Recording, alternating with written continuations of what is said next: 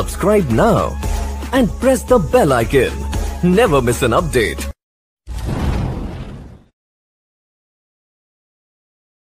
बिस्मिल्लाहिर्रहमानिर्रहीम।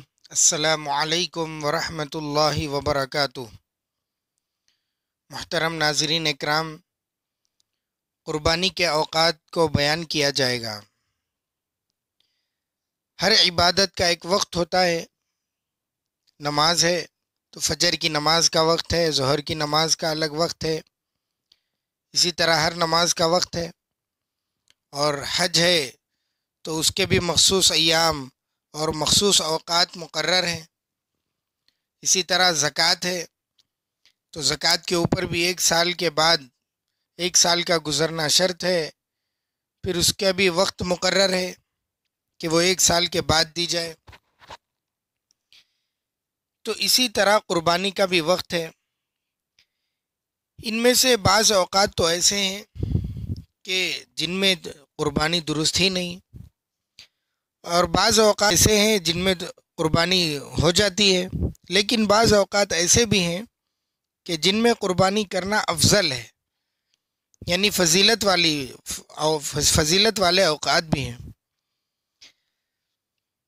तो क़ुरबानी का वक्त ज़िलहज्जा की 10वीं तारीख़ से लेकर 12वीं तारीख़ के सूरज गुरूब होने से पहले पहले तक है, यानी 10वीं का दिन, फिर उसके बाद 11वीं की रात और 11वीं का दिन, फिर 12वीं की रात और 12वीं का दिन। 12वीं का सूरज जैसे ही जो गुरूब हो जाएगा तो 13वीं तारीख़ की रात आएगी। इसमें क़ुरबानी नहीं कर सकते हैं, लेकिन क़ुरबानी का सबसे अफजल दिन बकरा ईद का पहला दिन है, फिर उसके बाद दूसरा दिन अफजल है, और फिर आखिरी दिन।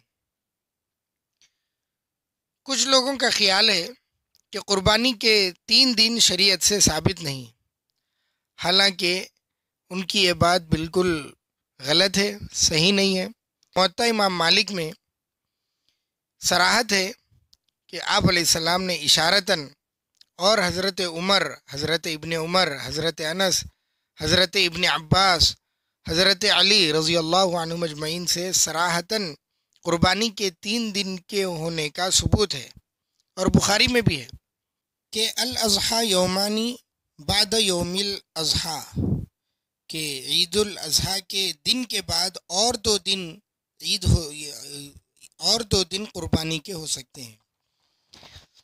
क़ुरबानी के दिनों में जिस तरह क़ुरबानी करना जायज़ है, इसी तरह रात में भी क़ुरबानी करना दुरुस्त है, बशर्ते कि इतनी रोशनी हो कि आदमी को अंदाज़ा हो जाए कि जानवर की रगें कटी है या नहीं कटी हैं। मसनून तरीक़ा क़ुरबानी का इंशाअल्लाह ताला आइंदा किस्त में भेजा जाएगा। तो बकरा ईद की नमाज होने से पहले क़ुरबानी करना दुरुस्त नहीं है। हाँ, अलबत्ता अगर कोई देहात में रहता है जहाँ पर ईद की नमाज नहीं होती, तो वहाँ फजर के बाद भी क़ुरबानी करना दुरुस्त है।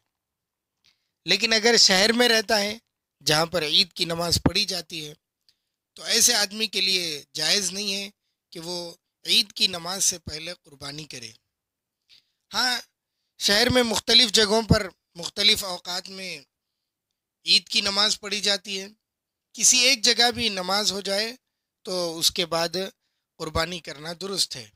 आदमी का नमाज पढ़ना ज़रूरी नहीं है, खुद क़ुरबानी करने वाले का ईद की नमाज से फ़ारिग होना ज़रूरी नहीं। लिहाजा शहर में सबसे पहले ईद की नमाज हो जाने के बाद किसी ने खुद नमाज ईद पढ़ने से पहले क़ुरबानी कर दी तो भी जायज़ है। फतावा हिंदिया में ये लिखा हुआ है। अब मसला ये है कि जानवर को कौन ज़ुबाह करे।